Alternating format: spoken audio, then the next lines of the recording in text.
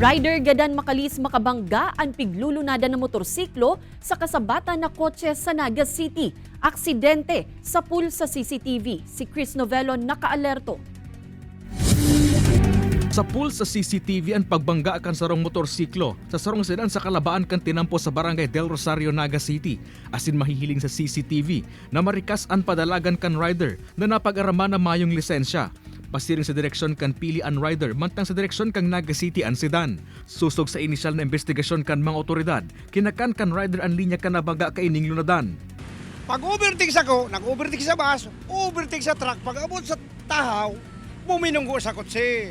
Nakailin ko na sana, si kasuno ka niyo, talsik doon sa gilid. Dead on arrival ang rider kan motorsiklo, mantang pig-obserbaran pa sa ospital ang back rider kaini.